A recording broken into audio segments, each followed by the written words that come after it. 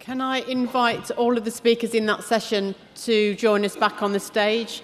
And can I also take this opportunity to introduce Julie Mate, a fellow trustee who is going to chair this session for us. Julie will be very well known to many of you. She's been involved in many different Nuffield activities, both regionally, nationally and internationally, undertaking a number of different roles, both chairman of West Midlands Region and the Communications Group. She was a member of the Triennial Conference Committee and is also the editor of the International Newsletter, and she will lead the questions for this session. Ladies, gentlemen, fellow scholars, welcome to the first Q&A session of today's programme. For very diverse topics, for very excellent and diverse presentations. We have about 15 minutes for questions. So can I have the first question, please remembering the name, your scholar year, and also who to direct your question to. We have the first question, number 6. Carl Schneider, Farmers Weekly. I'd like to ask William, a lot of the technology you were looking at, William, isn't very close to market. It's maybe coming to market over the next decade, but not in the next year or so. Was there anything that you saw that you think you can implement now on your farm, or what are your immediate plans? What are you going to change on your farm in the light of your Nuffield experience? Yeah, so I don't know how well I highlight it, but I started out with a drone. I thought that was the next big thing. And it was only through going through this process of the Nuffield I realised that actually it's not really the next big thing.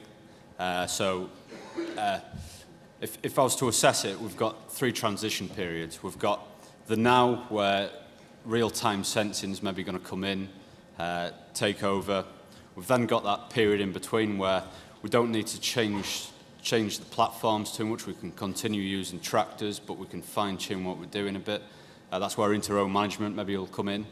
And then, obviously, we're relying on France a bit at the minute to come up with an alternative to glyphosate, which is worrying in itself. But then maybe robotics will get the opportunity to come in the next generation and blow us all out. Question number 2. Caroline Miller, 2012 scholar. Great presentations. I've got a question for Cameron. I would love to have a vineyard on our farm, up on our hill at 500 metres in Angus, but I'm not sure that's going to happen. But my question is around those farmers in the south of England who are not recognising the opportunity from adding value, selling at the farm gate, but also collaborating with other local food producers and farmers. So the 2 areas you mentioned, Tasmania and Ontario, have really well developed collaborative food trails. So how can we get people to wake up to the economic opportunity for the whole rural economy in the south of England? I think if you look at a group that my company is involved with, Sussex Wineries, we are beginning to look at other producers in the area to collaborate with.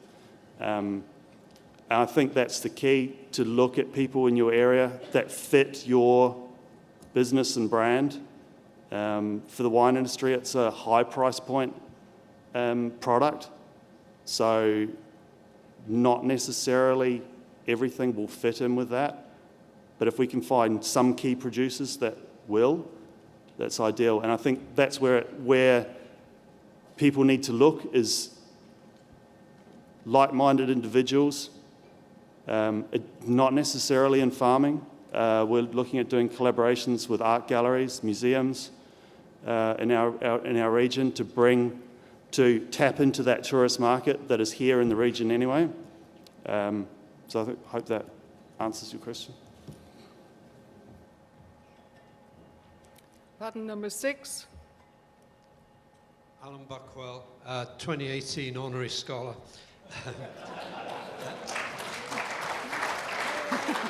No need for that. Can I ask William, Have you come across the use of artificial intelligence where the equipment kind of learns how to do it in the field? Is this something that's going to explode on us? Have you any experience about that? Cameron, I really appreciate what you said there. I think you're spot on. Site selection, marketing, diversification, these are key. Tell me, who's harvesting your grapes and how are you going to manage that in coming years? Yeah, thank you very much for your question. Artificial intelligence, machine learning, admittedly I'm not intelligent enough to work with it, so I kind of avoided it. I have worked in a company recently that is doing that. I get it. The fundamental thing with our farming system is the weather.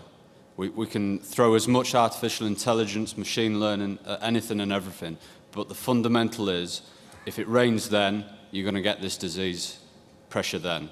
If it doesn't rain, we can't change it. So, admittedly, I tried to stick to the hardcore elements of the topic as opposed to getting too bogged down in theory. It's a good question about labour and something that affects all fruit growers. Our farm's gone from sort of 10 years ago, one person on the farm every 2 weeks spraying the arable crops, to now we've got close to 40 full-time staff. I have 20 casual staff and 150 people at harvest. They're all locals.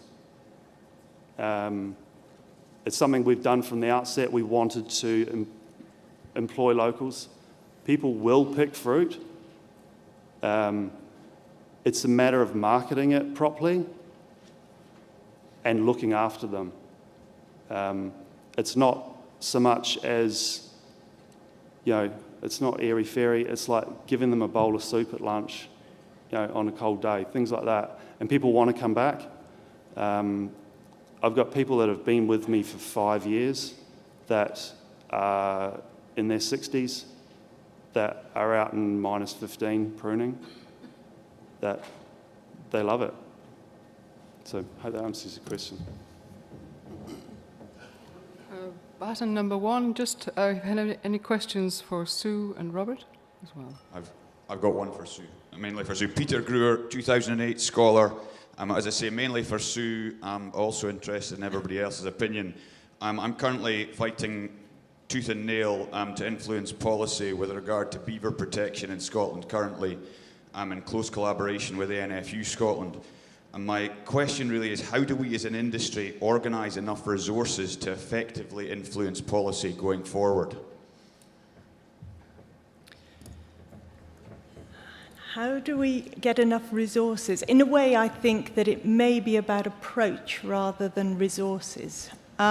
We've been having the beaver discussion in Wales as well. We're not as far forward as you are, but we've got quite a lot of beavers being released into Wales.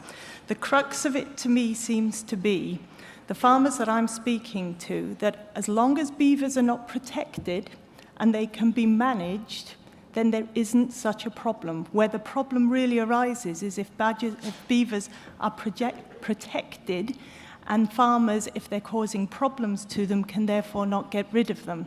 So it may be a case of looking at the legislation in a slightly different way, and it is more to do about the protection of the species, because if farmers are allowed to exterminate them, if they are causing problems, then I believe that that would provide the solution to the beaver problem. And it would actually mean potentially more beavers in the country, because farmers will be less scared of beavers being released because of the fact that if they're causing a problem, they can deal with it. Has anyone else got an issue with thoughts on beavers?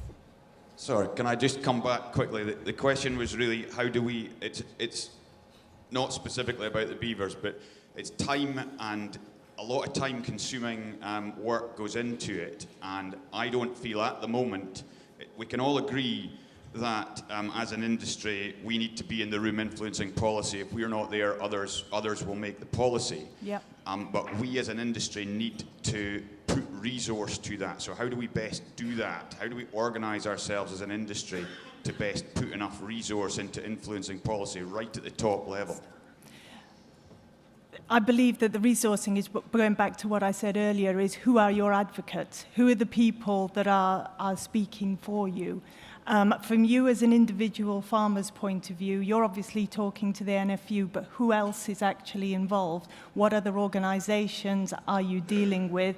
And are there NGOs who agree with you in certain elements of it? And it isn't you as an individual farmer, but as groups of farmers and as the NFU as well, is to work out where the advocates are, where the 80% agreement is, and getting that agreement taken forward. I don't think that by you having more people per se, if you paid more NFU representatives, I don't think that would give you more power effectively. It is getting the arguments right and getting people working with you and collaborating with you from a wider perspective that will win these arguments, and taking maybe a slightly different perspective on what is presented as well.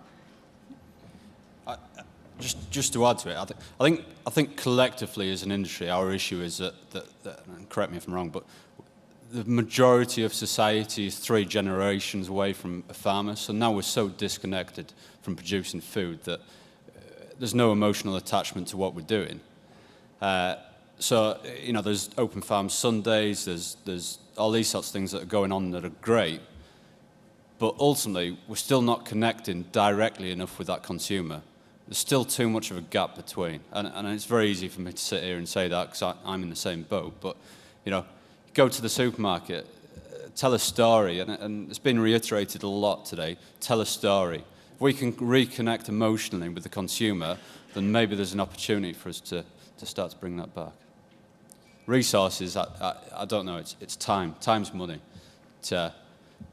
Maybe we need a new body. Choose your advocates. HDB is really good, though. Sorry. We have button 5. Kate Speak-Adams, Nuffield Scholar 2015. Question for Sue. What are your thoughts on the Minister's announcement last week about the new regulations being brought in to try and mitigate some of the damage to the rivers due to poor slurry management in Wales?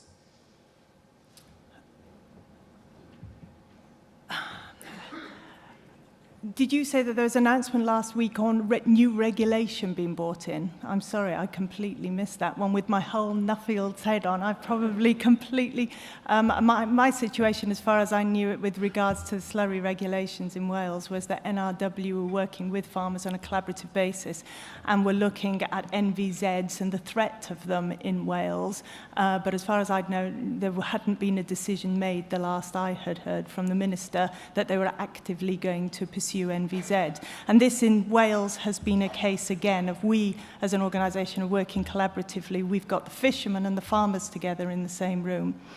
And we're finding that by getting the fishermen talking to the farmers, they are venting their frustrations and utter disgust at what is going on. And the farmers are beginning to understand what the real issues are. And by getting them all together in the same room, we're actually finding that they're all getting on really quite well. They have an understanding and they have a direction of travel. And we are actually working on a basis of working collaboratively with both bodies to bring them together to come up with a solution which works with groups of people actively working together to form the solution. And this is the approach that I really am very enthusiastic about, is this wider collaboration, getting groups together, groups of farmers, and then taking them to other people that they feel comfortable with, or even with the fishermen maybe uncomfortable to start with, bringing them together. There's usually an 80% agreement ground. In the majority of cases, most people agree on 80% of things. But it's that last 20%, but you've got that common ground to work from, because the farmers they want a good environment. They want people to love them in the same way. There are an awful lot of things that are positives to base it from, but it's then taking it forward from there. Okay, Robert's getting off really lightly here. So, okay. Button 6, please.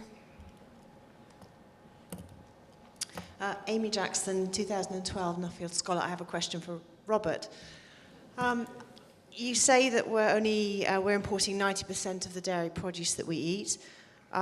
You say that we have fantastic natural resources in this country, but Tom Levitt yesterday pointed out the huge barriers to marketing, to growing or even sustaining consumption of commodity milk.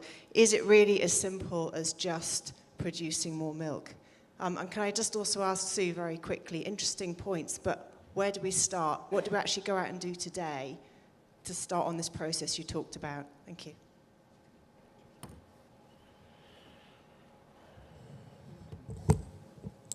Thank you, Amy. Finally, I've got a chance. Okay, so producing more milk's maybe not the end to, you know,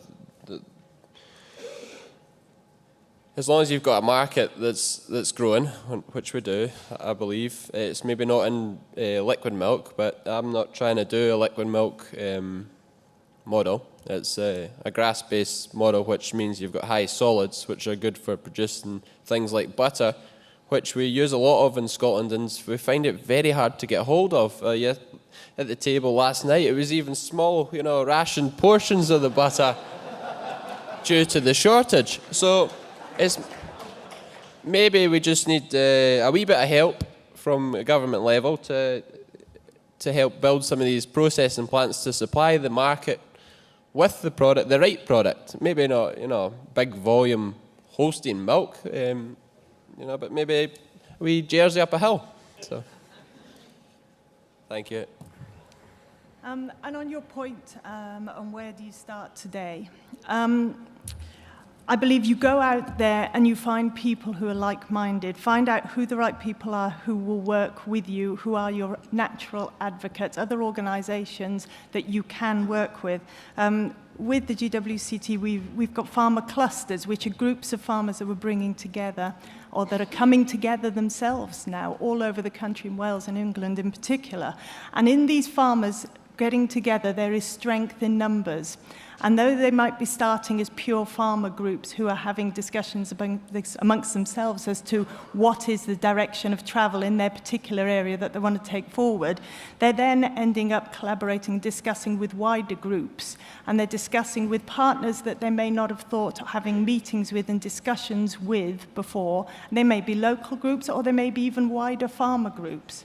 And by this, we are getting an awful lot more strength. And we're also communicating with the local communities and with a wider community, with the general public. Because when we are together in groups and when we are out there communicating a message to local people and to communities, that message then starts to go viral. It then starts to get out there, and it gives us a much more personable approach, much more individualistic, but also we can work with individuals, with people who can be our advocates to put these messages forward then for us.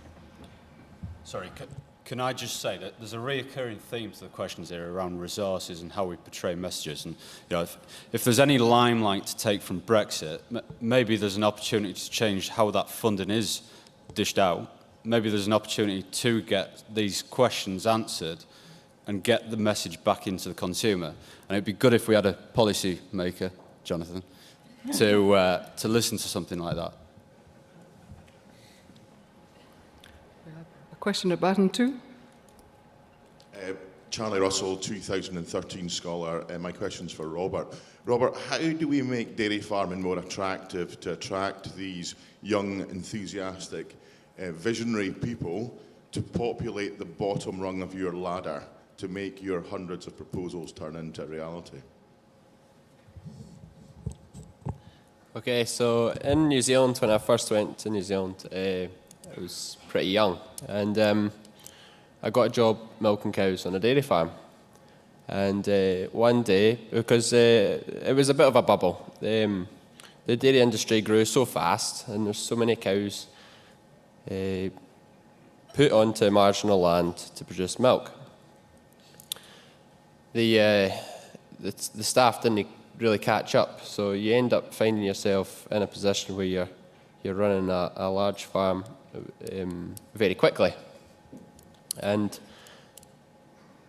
by giving that opportunity and doing the hard yards, it really, I don't know, it gives you a sense of drive and ambition. And sometimes it is good to be dropped in a wee bit at the deep end, Charlie. Sink or swim approach. But the ones that do swim, really stand out, I think. And then they've got the drive to then give other people the motivation and drive to succeed.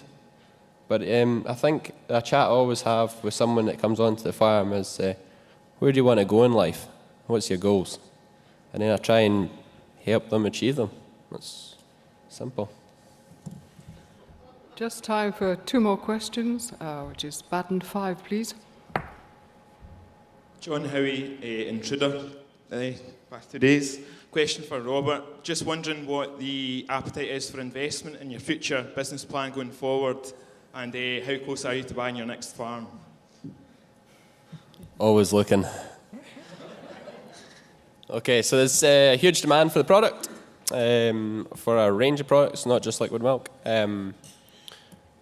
We're on an island that grows grass quite easily. We don't need to do many sprays and stuff and fertilising. A lot of Scotland is sparsely populated, but can grow a lot of grass. So why not have a go? And if people want to join, well, join, and you just go with the flow. So I think business is a case of change and positive change. And the final question, Baton 6, please. It's another question for Sue. Anna Jones, 2016 Nuffield Scholar. Sue, I'm sitting at the back here just clapping everything that you're saying, because I think working together and finding different advocates is a really refreshing approach to influencing policy. But when it comes to lobbying and taking part in regulatory things, farmers do have a certain reputation, and we heard from Jonathan yesterday that it can often be about just maintaining the status quo. And if you read the farming press, the unions are in Wales and Scotland are wanting to maintain direct payments, and people would often think farmers are always trying to kill something, whether it's badgers or seagulls or ravens or beavers or whatever. How can we start to change that reputation that farming has in the eyes of the public, that it's always looking to maintain something or kill something? Thank you, Anna. And that is correct. I mean, we are, and we seem to be, and it isn't easy. And I think that this was my point about being proactive. At the moment, the things that we're discussing are reactive. The beavers are there in Scotland, and they're a problem. In Wales, my view and what I'm working on at the moment is to get ahead of the game before it becomes a real issue for the farmers in Wales, is to get us talking about it and talking to the politicians so that they do not protect the species, so that there is a possibility, because there are quite a few farmers I've spoken to who are happy to have them out there. And I think that this is the point, is that we need to be ahead of the regulation and ahead of the problems. So when we see the potential for problems arising, that we actively go out there and we put things in place to make sure that we are self-policing, that we are putting proposals forward to government, that we have got something in place which ensures that we are working to a standard that these things are not happening.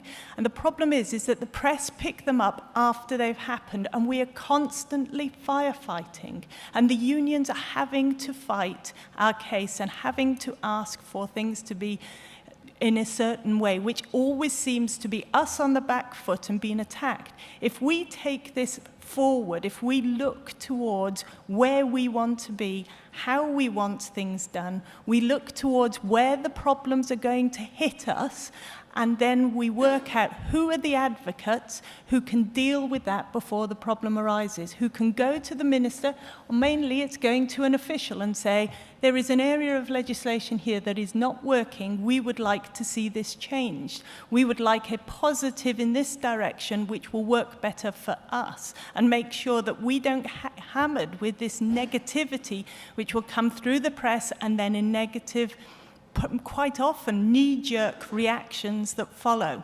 So I believe that as an industry, that is what you as farmers, and you have to ask for it. The organisations effectively are delivering what you are asking for. And there are organisations out there who are doing work, but you need to be the ones pushing at the door and saying, this is what we want for our future. We want to be proactive and we want to put a good face out there to the wider community, to the public, and we want them to trust and believe in us. Lecture finished, sorry. Nobody else. Well, please join me in thanking our 4 splendid speakers. Thank you very much.